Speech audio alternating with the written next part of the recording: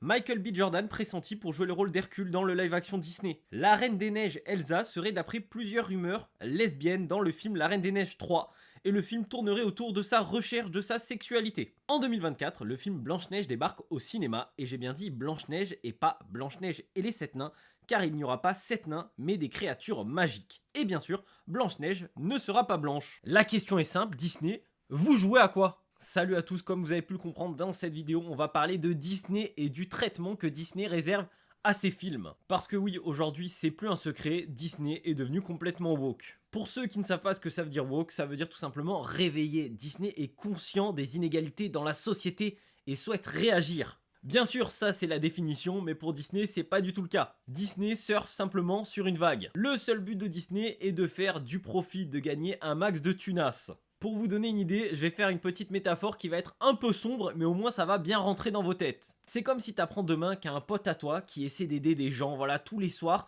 il fait le tour de la ville pour donner à manger chaud aux SDF, un petit peu d'argent et des couvertures. Tu vas te dire, waouh, c'est beau. Mais la réalité, s'il fait ça, c'est parce qu'il y a une petite SDF qui lui plaît et son seul but, c'est de se la taper.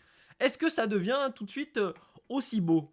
Alors oui, je sais, la métaphore paraît un petit peu dingue, mais c'est ce que fait Disney. Disney drague un public, pas pour représenter ce public-là, pour prendre leur argent, et c'est tout. Et bien sûr, pour rester poli, Disney fait ça avec le cul, bien sûr. Parce qu'en faisant ça, Disney ne fait que diviser et n'arrange même pas les principaux concernés. Hier, j'ai pu faire un live, j'ai parlé avec des gens, il y a énormément de personnes LGBT qui sont dégoûtées que Elsa soit lesbienne, parce qu'elle sait qu'en faisant ça, ça va desservir le combat LGBT. Tout comme le Hercule noir, en faisant ça, ça va juste faire râler des gens, ça va juste faire monter le racisme, ça n'a aucun intérêt, aucune utilité, et ce n'est pas représentatif de la réalité. Parce que pour représenter ces gens-là, bien sûr qu'il y a une solution, tout simplement la créativité. Même si on n'est plus dans les années 90 avec le prime de Disney, les Rois Lions, les Toy Story, Disney arrive encore à créer de bons films. Et ils arrivent à créer des films où des personnes de minorité sont représentées. Dernièrement, on a eu quand même les films Coco, Encanto et le film Soul qui est juste magnifique. Bien sûr, le film Soul n'a pas eu de chance parce qu'il est sorti en plein pendant la crise Covid, donc il n'a pas pu sortir au cinéma, mais il est sorti sur Disney+. Et ce film parle de l'histoire d'un noir américain. C'est pareil pour Coco et Encanto, on est en Amérique latine, donc on arrive à représenter de nouveaux personnages et personne ne les a critiqués. Parce que oui, si une personne te dit « Ah, je suis dégoûté qu'Hercule soit noir », elle est pas raciste, juste ça l'emmerde et on peut le comprendre. Moi le premier, je trouve ça stupide parce que c'est forcé, c'est pas naturel et comme je vous l'ai dit, c'est juste une recherche du profit.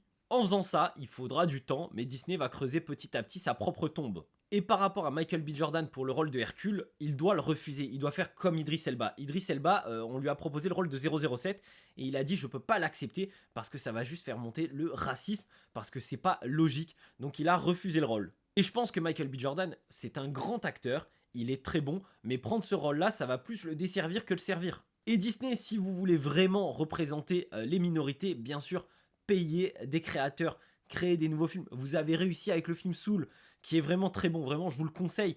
Donc on sait qu'ils peuvent le faire, c'est juste que là, ils se reposent sur leur laurier, ils s'amusent à faire des live-action à droite, à gauche, au moins il n'y a plus de créativité à avoir. Regardez, on va faire Cendrillon, on va prendre, je sais pas, une personne transgenre avec qui il manque une jambe, c'est représentatif. Non, ça sera juste de la merde. Et c'est pas contre les personnes transgenres ou les personnes unijambistes, c'est juste que ce n'est pas logique, donc les gens râleront. Et en plus de ça, moi je suis pas un grand fan de Star Wars, mais pour en avoir parlé avec des gros fans, apparemment depuis que Disney a racheté la licence, ils font n'importe quoi. Disney ne sait plus trop se renouveler, Disney a peur de tenter de nouvelles choses, et c'est extrêmement dommage, même avec des licences extrêmement rentables. Star Wars, Marvel, ils sont en train de les détruire à petit feu. Donc je n'appellerai au boycott de rien du tout. Si vous avez envie d'aller voir ces films qui vont sortir, la Blanche-Neige et les créatures magiques, n'hésitez pas à y aller.